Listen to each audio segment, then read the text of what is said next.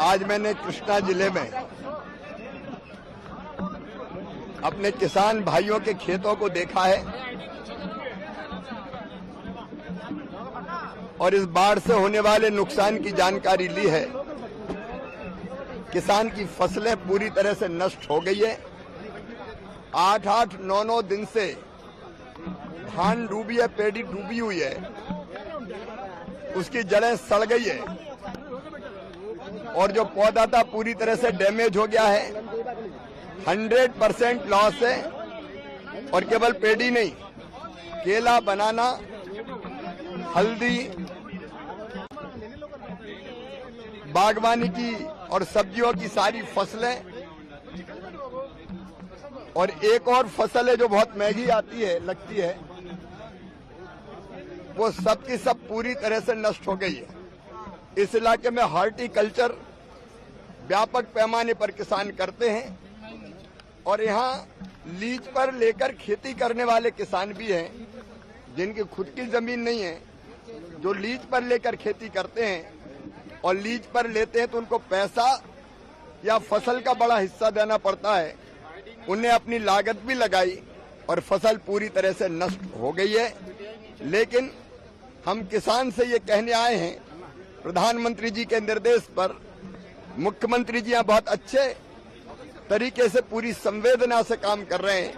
किसान भाइयों, नुकसान हुआ है, लेकिन राज्य सरकार बहुत सक्षमता और संवेदनशीलता के साथ मुख्यमंत्री चंद्रबाबू नायडू गारू जी के नेतृत्व में काम कर रही है और केंद्र सरकार उनको भरपूर सहयोग करेगी।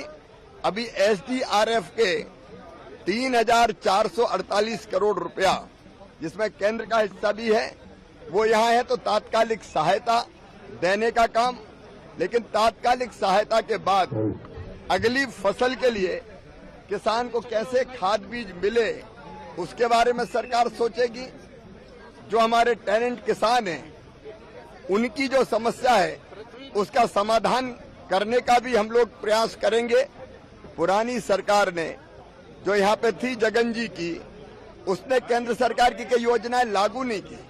जैसे फसल बीमा योजना का प्रीमियम जमा नहीं किया तो फसल बीमा योजना का, प्रधानमंत्री फसल बीमा योजना का लाभ नहीं मिलता। अब हम इसका भी रास्ता निकालेंगे। राज्य सरकार तैयार है प्रीमियम जमा करने के लिए।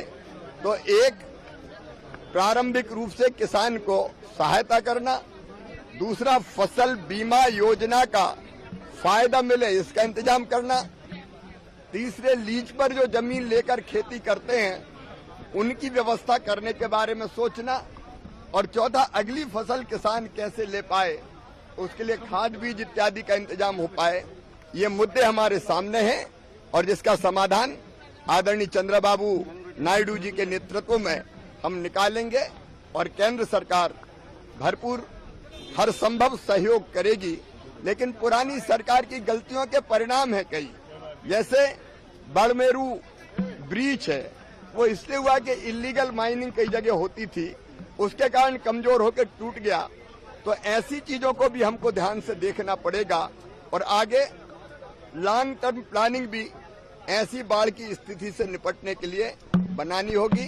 राज्य सरकार के साथ केंद्र सरकार किसानों के साथ खड़ी है और हम हर संभव सहयोग करेंगे, संकट के पार किसानों को निकाल के ले जाएंगे। सर, हरियाणा के चुनाव आ रहे हैं, किसान आंदोलन जारी है, क्या कहेंगे?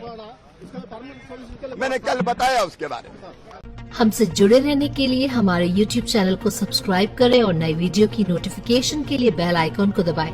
अगर आप ये वीडियो Facebook पर देख रहे हैं तो लाइक जरूर करें और ज्यादा से ज्यादा शेयर करें। धन्यवाद।